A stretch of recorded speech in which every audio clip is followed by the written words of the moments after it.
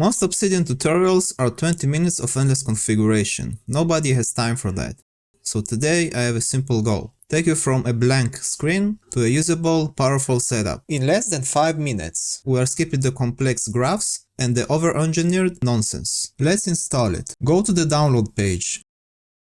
I'm on Linux, so I'm grabbing the app image, because it's just one portable file that runs everywhere without messing up my system libraries. If you are on Windows or Mac, don't worry, the buttons are in the exact same place, just grab the installer. Open it up, ignore the other options, and click Create New Vault. Give it a name, I will call mine Notes, pick a folder on your computer to save it. Click Create.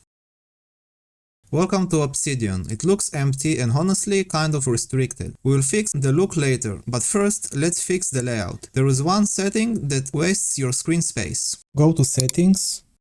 Go to Editor, scroll down to Readable Line Length. Now, this is 100% personal preference, but I personally turn it off. It lets your screen fill the whole screen instead of just the middle. A lot of users prefer this for the extra space, but if you like the centered look, feel free to leave it on. Now we have room to think. Now, most people treat this like Microsoft Word. They look for buttons to make text bold or big. Don't do that. Obsidian uses Markdown. It's just a standard way to format text without even lifting your hands from the keyboard. I personally use this to write all my YouTube scripts, include this one. Speed is everything, so here is the crash course. To make a big header, don't look for a menu, just type a hashtag and a space.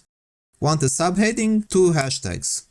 3 hashtags for smaller one, you get the idea. To make something bold, just wrap it in 2 stars. It's faster than reaching for the mouse. And for bullet points, just dash and space. Enter dash space, it enters the formatting for you.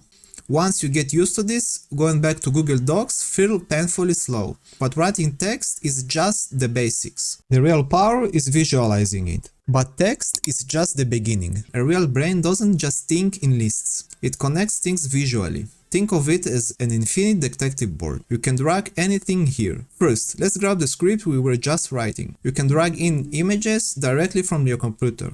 But here is the killer feature. You can drag live websites from your browser. Just grab the lock icon or URL from the address bar and drop it on the desk. It's not just a link, it's a real browser, so I can watch a research video on the left while writing my script on the right. Zero tab switching. This isn't just taking notes, this is building a workspace. Functionally, we have a workspace, but visually, it's kinda plain. The good news is you can completely change how this looks in seconds. Let me show you what I mean.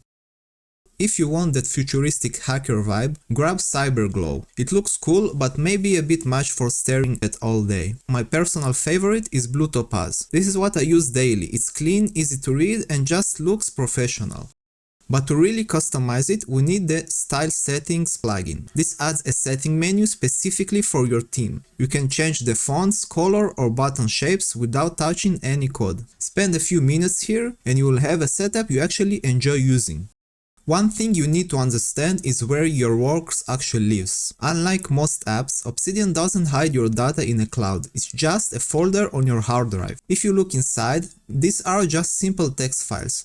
If Obsidian disappears tomorrow, you will still have all your files. This means you own your data. You can back it up or sync it between your devices however you want, using tools like Google Drive or Syncing. But because everything is local, the real power is that you can run your own AI models directly on your nodes without them even leaving your computer. We managed to set everything up and make it look good in under 5 minutes. If this helped you get started, let me know in the comments. In the next video, I'm going to show you how to connect Ollama to Obsidian.